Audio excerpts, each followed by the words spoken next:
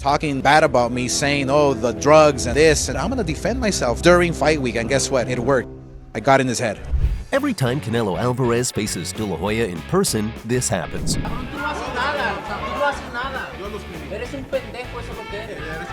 The winner of 11 world titles in 6 weight classes, Oscar De La Hoya, is having an old yet insane rivalry going on with the super middleweight champion Canelo Alvarez. It's so insane that the Golden Boy decided to sue Canelo for the damages caused by the recent defamatory accusations. He tried to steal money, and he's a fucking asshole. That's what I said. He's a fucking asshole.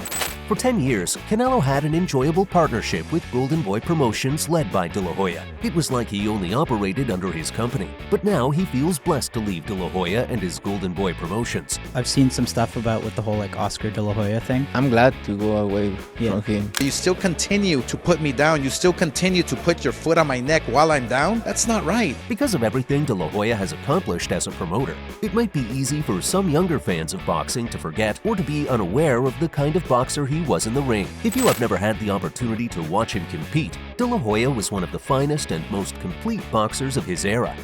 From an early age, Oscar De La Hoya knew what he wanted to do. He first put on boxing gloves at the age of 4 because, thanks to his father, who was also a professional boxer, boxing was practically in his genes. By his teenage years, De La Hoya was a budding amateur star, getting in the ring often and compiling an amateur record of 223 wins and only 5 losses. He won the Junior Olympic 119-pound title at age 15, and 2 years later won the Golden Gloves belt as a 125-pounder. It's no wonder he earned the nickname the Golden Boy. Just like the current heavy contenders, Jaime Munguia, Benjamin Whittaker, and Ryan Garcia, De La Hoya was also an unstoppable champion in his prime. He was on to boxing stardom after the Olympics, turning professional and winning world titles in 6 different weight classes before retiring in 2009 with a career record of 39-6. With his incredible technique of turning a jab into the left hook, he soon would be named USA Boxing's Boxer of the Year. After announcing his retirement in 2009, in 2010, Oscar De La Hoya, then a 30-something as a full-time promoter, stood in a ballroom at the MGM Grand and declared a then 19-year-old Saul Canelo Alvarez to be the future of boxing. Golden Boy celebrated Alvarez's signing, and it was called a historic day in a press release. Alvarez said the opportunity to work with Golden Boy was too good to pass up. Well, now it's a total mess. You'll see what I'm talking about later in this video. Like De La Hoya's boxing career, the Golden Boy Promotions Company is also a huge success and was highly regarded as one of the top promoters in the sport of boxing. This company genuinely helped Canelo establish his name in the US, and you know what? You can also support our channel by hitting that subscribe button. However, at some point, you need a big name on the resume, and that's exactly what Golden Boy Promotions brought to the table with Shane Mosley in May 2012. Though Shane Mosley was well beyond championship days at 135, 147, and 154 pounds, he still carried significant cachet in the boxing world after 2 defeats of Oscar De La Hoya and distance fights with both Mayweather and Pacquiao. The then 40-year-old Mosley was more combative than he had been in his recent fights, but it wasn't enough to offset his enemy's youth and power, as Alvarez won 11 of 12 rounds and won by unanimous decision.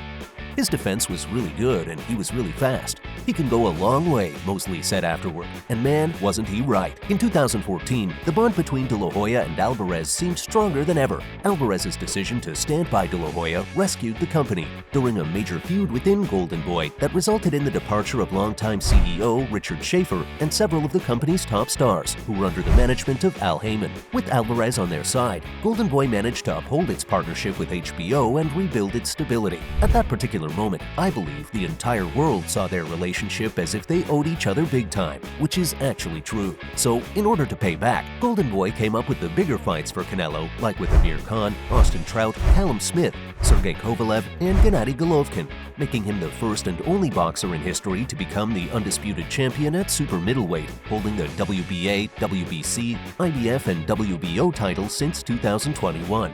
Immediately after his decision victory over Gennady Golovkin in their rematch on September 15, 2018, Alvarez signed the 11-fight, $365 million deal with DAZN. This union carried benefits for both Alvarez and DAZN. HBO, Alvarez's former broadcast home, was leaving the boxing business at the end of the year, and DAZN, which had just begun operations in the US, needed a marquee star to anchor its boxing franchise. Now this trade makes me feel like something already sweet just got a little too sweet. So sweet that you know it's probably gonna be diabetic. Anyway, as it began operations, DAZN produced ads featuring Alvarez and built out the rest of its roster, moving forward towards his career. After beating Rocky Fielding in December 2018 to become a 3-division world titleist in his first bout of the contract, Alvarez then faced Daniel Jacobs, who was at the time the IBF middleweight titleist and considered among the elite fighters at 160. But just when the world started to believe that this story was just too good for too long, things started going downhill. And right here, right after this fight in May 2019, things started to sour between the promoter and the boxer. Pay attention here, guys. What happened was Golden Boy and DAZN were expecting the third chapter of the Canelo-GGG rivalry after their fight in 2017 and 2018, with both pay-per-view events producing more than 1 million buys each. For DAZN, this was going to be a tentpole event that would be key to fortifying its subscriber base. While Golden Boy and DAZN were on board with the plan, it seemed that Alvarez was either not interested in completing the trilogy against Golovkin, or he was simply in the dark. Well, if you're wondering which of these options were the reason, let me confirm that it was the latter, because there was an open disdain from Alvarez toward Oscar De La Hoya for what Alvarez perceived to be De La Hoya making promises to DAZN without his consent. Golovkin also signed an exclusive multi-fight deal with DAZN in March 2019, doing so with the belief that he would be facing Alvarez for a third time that September. And eventually, the September date passed without a fight being made, and Alvarez faced WBO light heavyweight world titleist Sergey Kovalev in November instead. Now, Alvarez wants the money he expected to earn when he signed the contract with DAZN. Remember?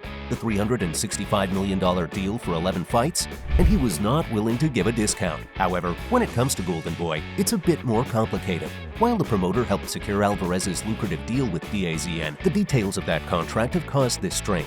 What was actually promised by Golden Boy to the streaming platform? And was it with the knowledge of Alvarez? That's why both Canelo and DAZN have issues with Golden Boy. Canelo was saying, "It sounds like you made a representation to DAZN that I was going to do things that are not in my contract with you, and I'm not required to do them."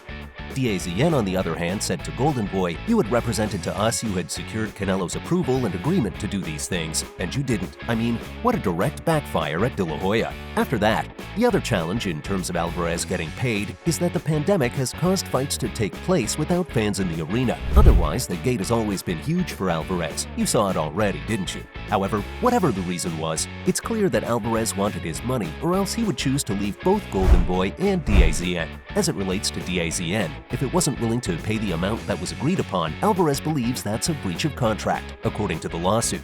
Yes, Canelo filed the lawsuit in 2020 in Los Angeles federal court against Golden Boy Promotions, De La Hoya, and DAZN, alleging breach of contract. He sought at least $280 million in damages after an 11-fight deal fell apart. De La Hoya, DAZN, and Alvarez disagreed over which fighters the Mexican should face, which is why the contract spanned just 3 fights. Ultimately, this led to a very messy split between the promoter and the boxer in 2020, and there has been ill feeling ever since then. Well, don't you think De La Hoya had really messed things up with both the boxer and the DAZN? Turns out there is only one reason when a person forgets his right path: alcohol and drugs. De La Hoya himself accepted it recently, which we'll see in a bit. After his release from Golden Boy Promotions, Alvarez has been a free agent since, working with promoters such as Matchroom and PBC, which is obviously more beneficial than working under DAZN, as Alvarez's current deals provide the greatest safety net possible. In a pay-per-view event, the financial success can fluctuate depending on the quality of the opponent in the fight, but under the DAZN contract, Alvarez is guaranteed a certain amount every fight. I can say it's a heartfelt relief for Canelo to leave them behind. So, mark this year, guys. On May 1st, 2024, some 14 years later, De La Hoya and Alvarez stood in the same room on the same dais, only this time, De La Hoya was the promoter of Canelo's opponent, Jaime Munguia. My sole purpose in this promotion is to support Jaime, an undefeated, incredible talent who deserves a stage and spotlight at this point of his career. Officially, Wednesday's press conference was to promote Alvarez's super middleweight title defense against Jaime Munguia. What it turned into was Alvarez and De La Hoya ripping the band-aids off old wounds. Facing each other for the first time in 5 years, the tension quickly boiled over. De La Hoya demanded respect for his company from Canelo, who developed him into boxing's most bankable star in 10 years. The company you fought under for decades has always had one name, and it's mine. So put some fucking respect on it.